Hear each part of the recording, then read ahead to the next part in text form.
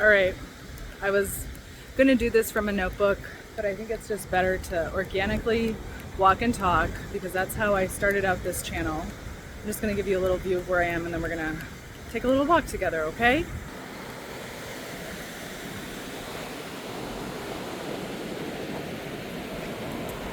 We're gonna head towards those mountains. Hi everybody, it's Allie. If this is your first time watching my channel, welcome. My name's Allie, and the name of my channel is now Prodigal Allie. It used to be called Allie's Big Toe because I thought I was gonna have this YouTube channel and be a content creator and talk about a lot of stuff because I most likely have ADHD and I just love to research and be curious, and when I find something I'm really interested in, I do deep dives and then I come up for air and start it all over again. And then I didn't like the name of that channel, so I changed it to Prodigal Alley because I do very much identify with the prodigal son. I have rolled around in the pig pen. I have squandered my father's inheritance, metaphorically speaking. I've done all the things, not all, but enough. And I do love my Heavenly Father, and I love Jesus. If you've never watched my videos, I love Jesus. And I was born and raised in a cult, spent about 37 years in it, Jehovah's Witnesses. Baptized at the age of 14. Privately reproved more times than I can remember because I was one of those Jehovah's Witnesses who would tattle on myself to the elders over every little thing, whether it was smoking a cigarette. Yeah, I was constantly living from a place of extreme shame and fear. And honestly, as I'm recording this video, I feel like you're gonna get a lot of wind noise. So thank you for bearing with me. I don't have a microphone. Why am I making this video right now? Oh, just kind of a pop in. One of the things that I always appreciated and just brought me a lot of comfort and relief, and relief just hearing that I wasn't alone as I tried to be a little baby 38-year-old, because I was around the age when I was waking up from Jehovah's Witnesses. I'm 45 now. It really is like being a child in an adult body, and you don't have to, but I just wanted to mature and regulate and be as normal as possible, as quickly as possible, and just get to a place where I felt like not such a loser or I don't know. And it was super cathartic making videos in my early exiting days. The comments that I received on most of my videos were extremely encouraging, and the best part of it for me was the handful of extremely deep friendships that ensued out of that period in my life, and many, many, many, many more who I have a place in my heart for. But I do struggle with juggling too many relationships at one time. I don't know if that makes sense. Quality over quantity, but I love everybody sort of thing. Yeah. I think I always make videos when I come to Mexico because I multitask, and it's better to have a video where you have something nice to look at. This side's better. Where you have something nice to look at than just my face. And I'm sorry for the sunglasses. Hi everybody. All right. Oh, what a man. It's only January 26th, 2025, and I feel like 2025 has been crazy. I found out 2 days ago I had a biopsy done, and I had 2 messages on my phone. I'm not really into Western medicine. I think it's great for acute crisis care. Doctors are really good at cutting stuff out and prescribing medication. Again, I'm diverting. I'm doing the ADHD squirrel thing. So I have respect, but I don't really try to use the Western medical system for health care. I think it's more of a disease maintenance program to keep us medicated and good consumers of their products. And I went in because my massage therapist, I'm also a massage therapist, so shout out to all the massage therapists, said, this mole, you should get that looked at. And because I already had an appointment with the doctor to try out perhaps some ADHD medication, so if you have any experience with that too, let me know. So I already had this appointment, so I went into the doctor. He took a look and he was like, yeah, let's biopsy that. And I didn't even think twice about it. I really in my head was like, it was just an ugly mole, it'll be fine. And I'm gonna pause this story to just share how morbid my mind, which I think is the result. It's that whole nature versus nurture thing, so I don't know if some of it is just biologically that I'm a morbid person, that I'm a nihilist. But I've had this internal conversation in my head many, many times. I do struggle with anxiety, depression, all that stuff, especially when I am not practicing self-discipline and self-care. I'll do it in spurts, and then I'll get dysregulated and just collapse into old habits. And this has been the cycle of my life, and honestly, I'm sick of it. I always say I'm sick of it, but then I do it again. Maybe this is life. Maybe this is the thorn. I don't know. But I need to pause this and collect my thoughts. I'm like, where was I? I always imagined, I think a lot about like, how am I going to die? Ever since probably the age of 11, 12, 13, around those years where you have the preteen angst. Well, mine was probably amplified by 100.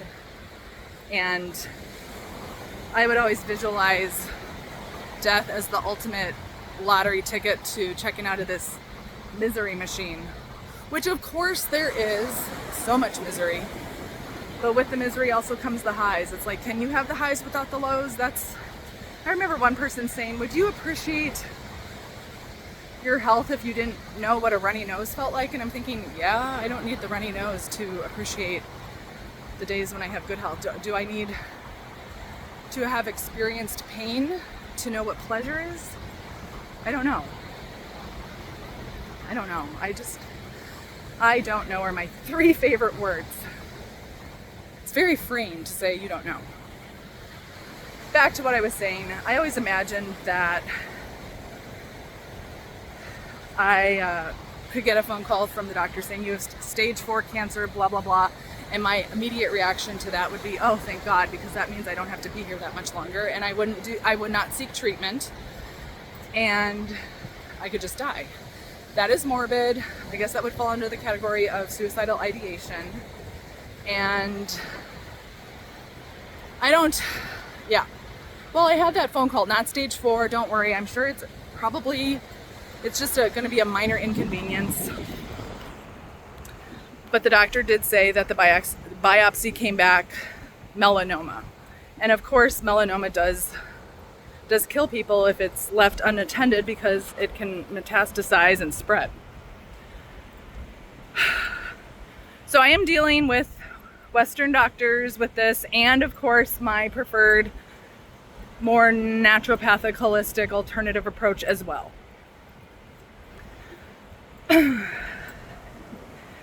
Yeah, I guess maybe I'm still processing it, because the phone call was bizarre. The nurse said, your biopsy result came back and it is melanoma.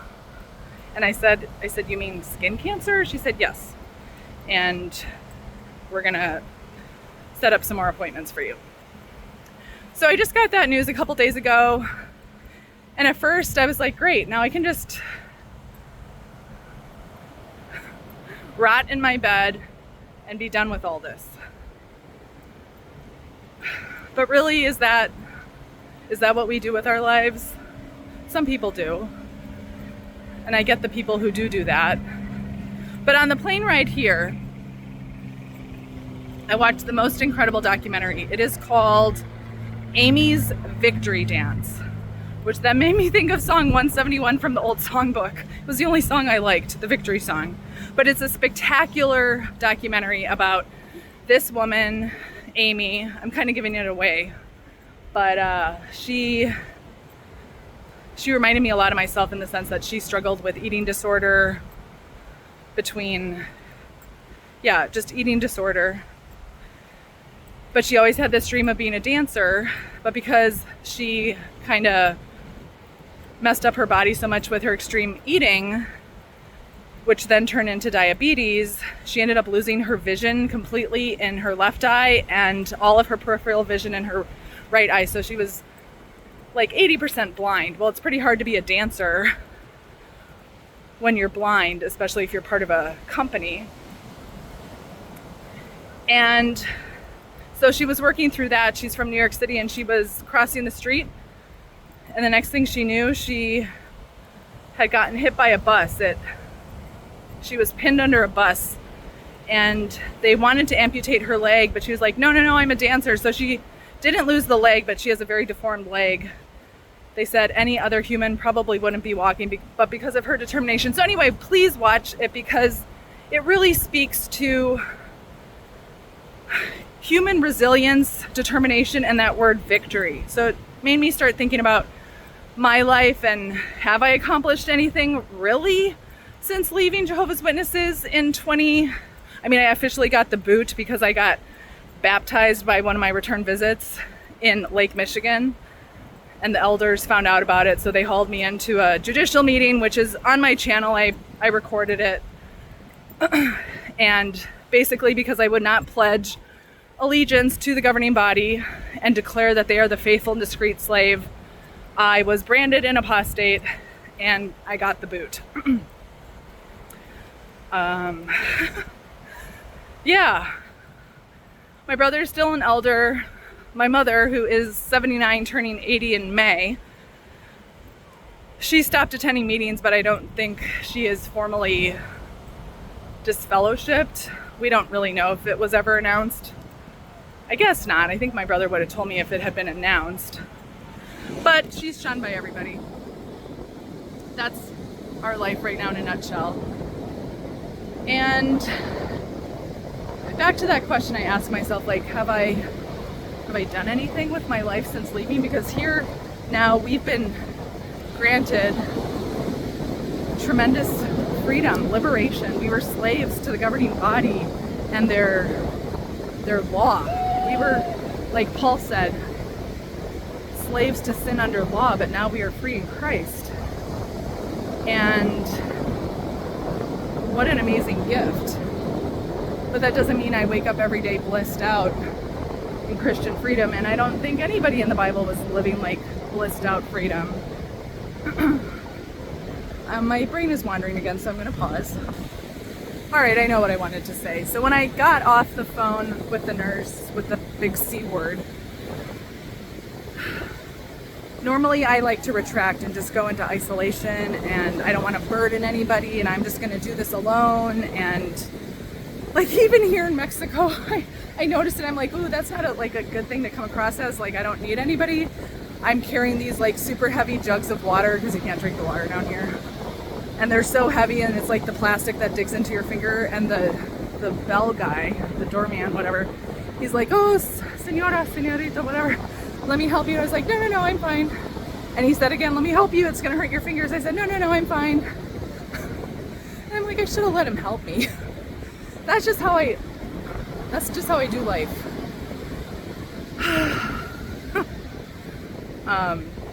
Yeah. So anyway,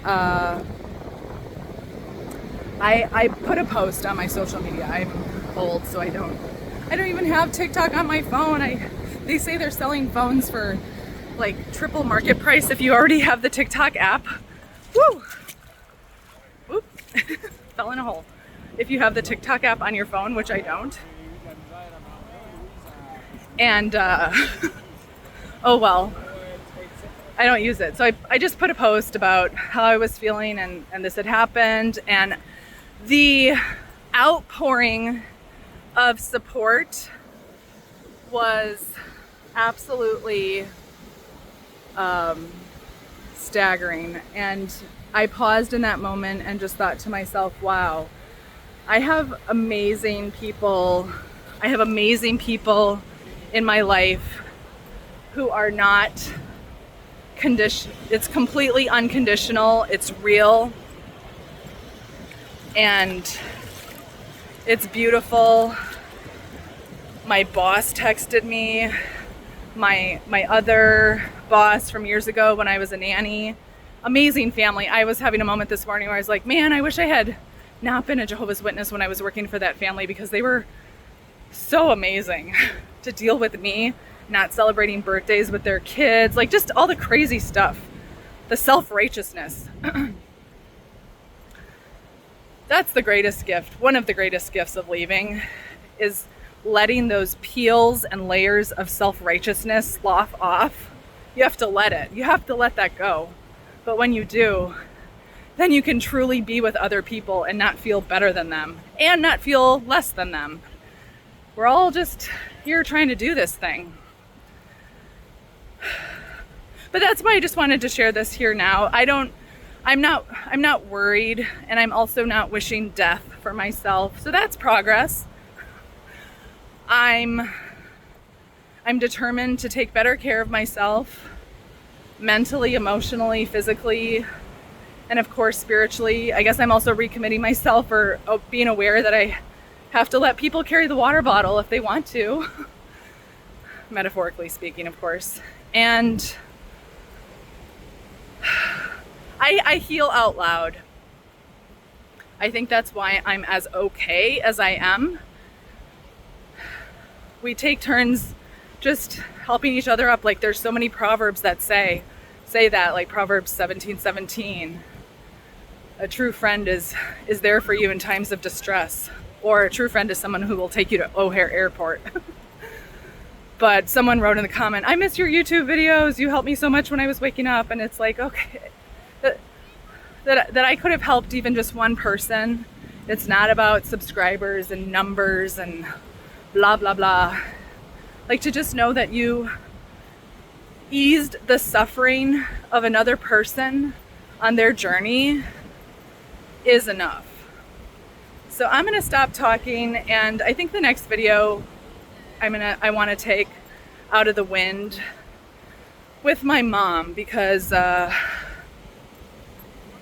yeah, you'll see for next time. I do love you all. If you're leaving a high control group, it does get better. Healing isn't linear. There's going to be ups and downs. But overall, zero regrets. Shalom.